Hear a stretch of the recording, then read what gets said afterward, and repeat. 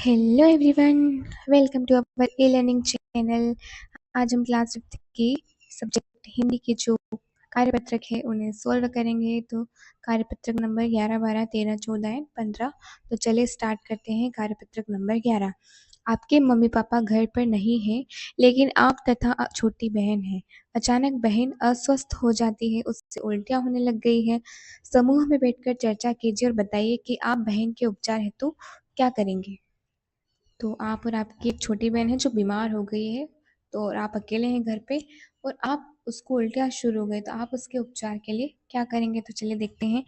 मैं तुरंत mummy papa और डॉक्टर को बुलाऊंगा। बहन को आराम से बैठाकर उसे नींबू पानी बनाकर पिलाऊंगी। जरूरत पड़ने पर अस्पताल ले जाऊंगा। बहन का ध्यान रखूंगा और समय पर दवा दूंगा। आता है क्वेश्चन नंबर 2। पढ़िए और संयुक्ताक्षर वर्ण पर गोला लगाइए। संयुक्त अक्षर वर्ण कौन से होते हैं? श है, ज्ञ है, त्र है, ये सब होते हैं संयुक्ताक्षर वर्ण।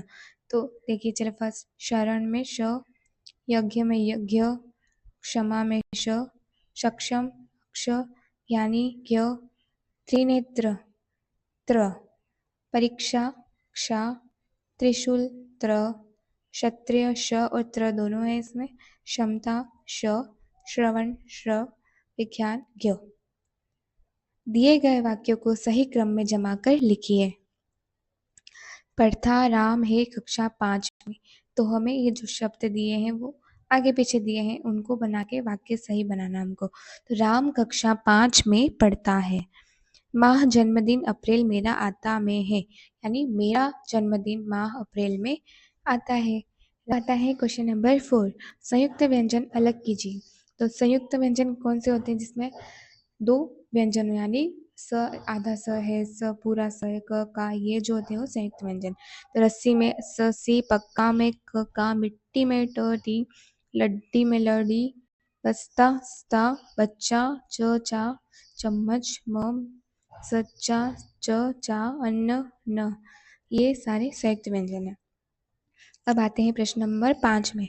शिक्षक प्राथमिक उपचार पर 3-4 वाक्य बोलकर लिखवाएगा तथा विद्यार्थी श्रुत लेखन करेंगे। मतलब शिक्षक वाक्य बोलेगा और बच्चे उनको सुनकर लिखेंगे।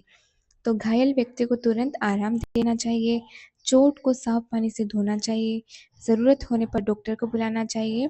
समय पर दवा और पट्टी करनी चाहिए। अब आते हैं कार्यपत्रक नंबर 12। सहपाठियों के साथ समूह में बैठकर बातचीत कीजिए। हमारे जीवन में कभी कभी ऐसे दिन आते हैं जो हमेशा याद रहते हैं। हम उन्हें याद करके खुश भी होते हैं। उस दिन पर चर्चा कीजिए। तो ऐसे दिन सबके जीवन में आते हैं कि हम उसको याद करके हमेशा खुश होते हैं। तो चलिए इसके प्रश्न हैं। वह दिन आपके लिए क्यों यादगार है? तो वह दिन मेरे लिए इसलिए यादगार है क्योंकि उस दिन मैंने अपने दोस्तों के साथ बहुत आनंद किया था। वह दिन आपको कैसा लगा? वह दिन मुझे बहुत अच्छा और खुशी भरा लगा। हमें दूसरों के साथ कैसा व्यवहार करना चाहिए कि हम उन्हें सदैव याद रखें। हमें दूसरों के साथ प्रेम, सम्मान और मदद का व्यवहार करना चाहिए ताकि वे हमें हमेशा याद रखें। अब आते हैं प्रश्न नंबर 2 में। दिए गए शब्दों में ई की मात्रा युक्त शब्दों पर गोला लगाइए। तो कौन सी ई की मात्रा है इसमें? बड़ी ई की मात्रा है। चलिए बड़ी की मात्रा ढूंढते हैं। बादल में नहीं है, बरसात में नहीं है, धरती में ती, मन भावन, भादों में भी नहीं है, हरी भरी, शीतल, उमड़ घुमड़ में नहीं है, झरझर, झड़ी, छतरी में री, हम सफ़र, तपती, गर्मी में मी। ये है सारे इसके आंसर। अब आते हैं क्वेश्चन नंबर 3 में। कहानी पढ़िए और समझाइए। एक दिन दिनेश स्कूल से लौटते समय बगीचे में गया। उसने देखा घास, प्लास्टिक व कूड़ा कचरा पड़ा हुआ है। वहाँ कई पौधे मुरझाए हुए हैं। उन पौधों को पानी नहीं दिया गया है। उसे बुरा लगा। तभी एक तितली उसके पास आई और बोली, अगर लोग ऐसे ही कूड़ा कचरा करते रहें तो हमारा घर नष्ट हो जाएगा। दिनेश चौंक गया। अगले दिन अपने दोस्तों को लेकर बगीचे में पहुंचा। सबने मिलकर बगीचे में साफ सफाई की, नए पौधे लगाए और पानी दिया। कुछ हफ्तों में बगीचा सुंदर दिखने लगा। लोग भी साफ सफाई करने लगे। अब दिनेश को सब बगीचे का नन्हा पहरेदार कहने लग गए। हमें भी हमारे आसपास साफ सफाई रखनी चाहिए, क्योंकि साफ सफाई होगी उतना वातावरण कैसा होगा, प्रकृति सुंदर होगी, वातावरण सुंदर होगा। अब इसी तरह दिनेश ने भी क्या किया, बगीचे की साफ सफाई की, जिससे लोग भी उससे क्या हुए, प्रेरित और उससे सफाई करने लग गए। आगे है, एक शब्द में बताइए। वह स्थान जहाँ हम पढ़ने जाते हैं तो विद्यालय, वह जो हमें पढ़ाते हैं तो शिक्षक, वह जो अनाज पैदा करता है किसान, वह स्थान जहाँ बीमार होने पर जाते हैं हॉस्पिटल। कार्यपत्रक नंबर 13।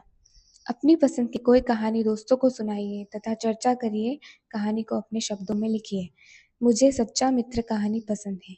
इस कहानी में दो मित्र एक दूसरे की मदद करते हैं। वे हमेशा साथ रहते हैं और कठिन समय में भी एक दूसरे का साथ नहीं छोड़ते हैं। इस कहानी से हमें सच्ची मित्रता और सहायता की सीख मिलती है। ये थी हमारी सच्चा मित्र कहानी। आगे है, पढ़िए और र वर्ण या रेफ की पहचान कर गोला लगाइए। र वर्ण कौन से, ये र वर्ण है। रेफ यानी जिनमें र की साउंड आ रहा है, र की मात्रा लगी हुई है। देखिए, रमेश में र, कार्य में ये जो मात्रा है वो र की मात्रा है। नम्र में ये जो मात्रा है नीचे वो क्या है, र की मात्रा है। गर्मी, ग्रहण, सर्कस, ऊर्जा, रख रखाव, प्रवेश, राष्ट्र, ये सब जो होती है वो क्या है, र की मात्रा। आगे देखिए, अशुद्ध शब्दों को शुद्ध करके लिखिए। तो ये सारे अशुद्ध शब्द लिखे हुए हैं, हमें उन्हें क्या करके लिखना है, शुद्ध करके लिखना है। जैसे चिड़िया, राजस्थान, गिलहरी, नीला, धरती, साइकिल, पूछताछ, गिलास, पाठशाला। आगे है प्रश्न नंबर 4। दिए गए प्रश्नों के उत्तर कार्यपत्रक 12 की कहानी के आधार पर लिखिए। क्या थी 12 की कहानी, जिसमें एक दिन दिनेश क्या गया था, बगीचे में गया जहाँ पर सब चारों ओर कचरा फैलाया हुआ था। फूल क्या हो गए थे, मुरझा गए थे। फिर तितली आई और उसने बोला कि इसी तरह रहा तो हमारा घर सारा नष्ट हो जाएगा। फिर दिनेश ने उसके दोस्तों को बुलाकर सफाई की, जिससे लोग भी प्रेरित हुए। तब से उसमें बगीचे में साफ सफाई रहने लगी और तब से उसको क्या कहने लगे, बगीचे का पहरेदार। आगे हैं, आपके आसपास कूड़ा कचरा दिखाई दे तो आप क्या करेंगे। यदि मेरे आसपास कूड़ा कचरा दिखाई देगा तो मैं उसे डस्टबिन में डालूंगा और साफ सफाई रखूंगा। तितली की जगह आप होते तो क्या करते। यदि मैं तितली की जगह होती तो मैं लोगों को पेड़ पौधों की देखभाल करने और आसपास साफ सफाई करने के लिए प्रेरित करती। आपके आसपास फूलदार पौधों के नाम लिखिए। मेरे आसपास फूलदार पौधों के नाम है गुलाब, गेंदा, चमेली, सूरजमुखी। शिक्षक 4-5 शब्दों वाले वाक्य बोलेंगे तथा विद्यार्थी श्रुत लेखन करेंगे। हम रोज स्कूल जाते हैं, पेड़ हमें छाया देते हैं, सभी मिलकर सफाई करें, हमें समय पर पढ़ना चाहिए। ये शिक्षक 4-5 वाक्य बच्चों को बोल सकते हैं और बच्चे उन्हें सुनकर लिखेंगे। आगे आता है कार्यपत्रक नंबर 14। दिए गए चित्र पर समूह में सहपाठियों से चर्चा कीजिए। उक्त चित्र में आपको क्या क्या दिखाई दे रहा है, नाम लिखिए। तो इस चित्र में एक परिवार दिखाई दे रहा है, सभी लोग मिलकर बातचीत कर रहे हैं। घर में बुजुर्ग हैं, बच्चे हैं, अन्य सदस्य बैठे हैं, सभी लोग खुश नजर आ रहे हैं। परिवार में प्रेम और एकता दिखाई दे रही है। मतलब ये जो चित्र है परिवार का चित्र है, जिसमें दादा दादी भी होंगे, मम्मी पापा होंगे, चाचा चाची होंगे, बच्चे हैं, सब हैं। दिए गए शब्दों को पढ़कर सहपाठियों को सुनाइए। परिवार, रिश्ते, प्रचलित, परदादा, मौसी, ननिहाल, ससुराल, ननद, दोस्ती, संस्कृति, मजेदार, तालिका, समुदाय, गायन। आगे आता है क्वेश्चन नंबर 3। कहानी को पढ़कर समझिए। मनु के घर में सब मिलजुल कर रहते थे। उसकी दादी सुबह जल्दी उठ जाती और बच्चों को आशीर्वाद देती। पापा ऑफिस जाते समय मनु और उसके दोस्त दीनू को स्कूल छोड़ते। माँ स्वादिष्ट खाना बनाती और मनु की पढ़ाई में मदद करती। एक दिन मनु बीमार हो गई, तब पूरे घर ने उसकी देखभाल की। दादी ने गर्म सूप बनाया, दादा ने कहानी सुनाई, माँ पापा उसकी दवा और आराम का ध्यान रखते रहे। मनु ठीक होते ही बोली, मेरा परिवार ही मेरी बड़ी ताकत है। सभी मुस्कुराए, क्योंकि घर वही होता है जहाँ सब मिलकर खुशियाँ और दुख बांटते हैं। तो ये एक मनु की छोटी सी फैमिली है जिसमें उसके दादा दादी मम्मी पापा सभी हैं, उसके भाई बहन हैं। मनु क्या करती है, सुबह जल्दी उसकी दादी सुबह जल्दी उठ जाती है और बच्चों को आशीर्वाद देती है। पापा ऑफिस जाते समय मनु और उसके दोस्त तीनों को स्कूल छोड़ते हैं। माँ स्वादिष्ट खाना बनाती है। तो एक बार मनु क्या हो गई, बीमार हो गई, जिसमें दादी ने सूप बनाया, दादा ने उसको कहानी सुनाई, माँ पापा ने उसकी दवा कराई और उसका ख्याल रखा। इस तरह होती है हमारी एक फैमिली। अब आता है क्वेश्चन नंबर 4, शिक्षक की मदद से आप अपने परिवार का वंश वृक्ष बनाइए। तो वंश वृक्ष क्या होगा, जिसमें सबसे पहले होंगे आपके दादा दादी, इसके बाद होंगे आपके मम्मी पापा, आपके चाचा चाची भी होंगे, है ना। मम्मी पापा से फिर आप, यानी आपका नाम, आपके भाई का नाम, फिर चाचा चाची के जो बच्चे होंगे उनका नाम, इस तरह बनेगा आपका एक वंश वृक्ष। अब आते हैं कार्यपत्रक नंबर 15 में। होली का त्योहार आप कैसे मनाते हैं, लिखिए। हम होली का त्योहार बहुत खुशी से मनाते हैं।